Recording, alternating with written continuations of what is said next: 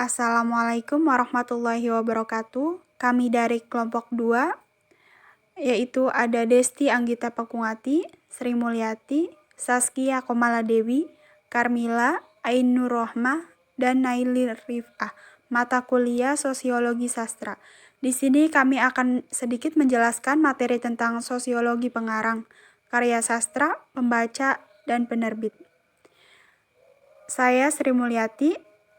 Yang pertama, sosiologi pengarang.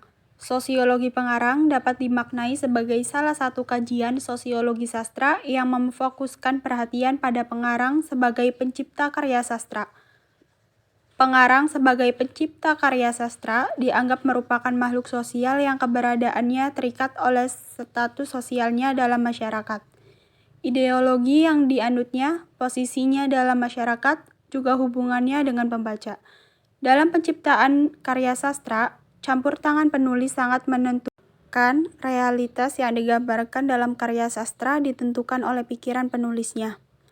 Realitas yang digambarkan dalam karya sastra seringkali bukanlah realitas apa adanya, tetapi realitas seperti yang dideilkan pengarang. Dalam penelitian Junus mengenai novel-novel Indonesia seperti Belenggu dan Telegram, ditemukan bahwa kedua novel tersebut telah mencampuradukkan antara imajinasi dengan realitas. Kajian sosiologi pengarang dikemukakan oleh Wellek dan Warren serta Watt. Di antaranya, yang pertama, status sosial pengarang. Yang kedua, ideologi sosial pengarang. Yang ketiga, latar belakang sosial budaya pengarang. Yang keempat, posisi sosial pengarang dalam masyarakat. Yang kelima, masyarakat pembaca yang dituju. Yang keenam, mata pencaharian sastrawan, dasar ekonomi produksi sastra. Yang ketujuh, profesionalisme dalam kepengarangan. Yang pertama, status sosial pengarang. Status sosial adalah tempat seseorang secara umum dalam masyarakatnya, sehubungan dengan orang-orang lain dalam arti lingkungan pergaulannya, prestisenya, dan hak-hak serta kewajibannya. Namun, supaya mudah, Sorjono Soekanto menganggap keduanya memiliki arti yang sama, yaitu status saja. Status pada dasarnya digolongkan menjadi dua hal, yaitu ascribed status, acquiesced status, dan assigned status. Ascribed status adalah kedudukan seseorang dalam masyarakat tanpa memperhatikan perbedaan rohaniah dan kemampuan. Kedudukan tersebut diperoleh karena kelahiran. Misalnya, anak seorang bangsawan, maka sampai besar ia akan dianggap bangsawan pula. Pada umumnya, ascribed status dijumpai pada masyarakat dengan sistem lapisan yang tertutup. Misalnya, masyarakat feodal atau masyarakat di mana sistem lapisan tergantung pada perbedaan rasial. Yang kedua, ideologi sosial pengarang. Ideologi memiliki pengertian sebagai himpunan dari nilai, ide, norma, kepercayaan, dan keyakinan yang dimiliki oleh seseorang atau sekelompok orang, yang menjadi dasar dalam menentukan sikap terhadap kejadian atau problem yang mereka hadapi. Yang ketiga, latar belakang sosial budaya. Latar belakang sosial budaya pengarang adalah masyarakat dan kondisi sosial budaya dari mana pengarang dilahirkan, tinggal, dan berkarya. Latar belakang tersebut secara langsung maupun tidak langsung akan memiliki hubungan dengan karya sastra yang dihasilkannya. Yang keempat, masyarakat pembaca yang dituju sebagai anggota masyarakat dalam menulis. Karya sastranya, sastrawan tidak dapat mengabaikan masyarakat pembaca yang dituju. Agar karyanya dapat diterima masyarakat, maka sastrawan harus mempertimbangkan isi dan bahasa yang dipakai. Memang dalam berkarya, sastrawan tidak tergantung sepenuhnya atau menuruti secara pasif selera pelindung, patron, atau publiknya. Tetapi ada kemungkinan justru sastrawanlah yang menciptakan publiknya. Seringkali bahkan seseorang pengarang telah menentukan isi apakah calon pembacanya yang dituju.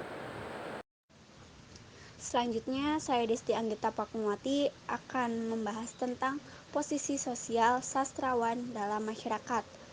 Posisi sosial sastrawan berkaitan dengan kedudukan dan peran sosial seorang sastrawan dalam masyarakat. Selanjutnya, mata pencaharian pengarang, dan profesionalisme pengarang. Tidak semua sastrawan bermata pencaharian dari aktivitas menulis semata-mata. Baik, saya Karmila akan melanjutkan materi selanjutnya yaitu sosiologi karya sastra. Yang pertama ada batasan sosiologi karya sastra. Menurut Welek dan Warren, fokus perhatian sosiologi karya sastra adalah pada isi karya sastra, tujuan, serta hal-hal lain yang tersirat dalam karya sastra itu sendiri dan yang berkaitan dengan masalah sosial. Adapun menurut Watt, via Damono 1979, sosiologi karya sastra mengkaji sastra sebagai cermin masyarakat. Yang kedua ada wilayah kajian sosiologi karya sastra. Menurut Junus 1986, wilayah kajian sosiologi karya sastra adalah isi karya sastra, tujuan, serta hal-hal lain yang tersirat dalam karya sastra yang berkaitan dengan masalah sosial. Di samping itu, sosiologi karya sastra juga mengkaji sastra sebagai cermin masyarakat, sastra sebagai dokumen sosial budaya yang mencatat kenyataan sosial budaya suatu masyarakat pada masa tertentu. Yang ketiga ada telaah sosiologi karya sastra. Ini fokus kajiannya adalah isi novel yang dianggap sebagai pencerminan atas realitas sosial yang terjadi dalam masyarakat. Baik, selanjutnya ada sosiologi pembaca dan dampak sosial karya sastra.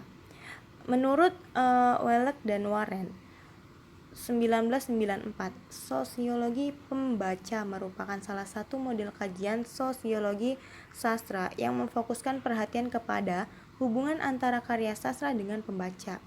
Hal-hal yang menjadi wilayah kajiannya antara lain adalah permasalahan pembaca dan dampak sosial karya sastra, serta sejauh mana karya sastra ditentukan atau tergantung dari latar sosial, perubahan dan perkembangan sosial.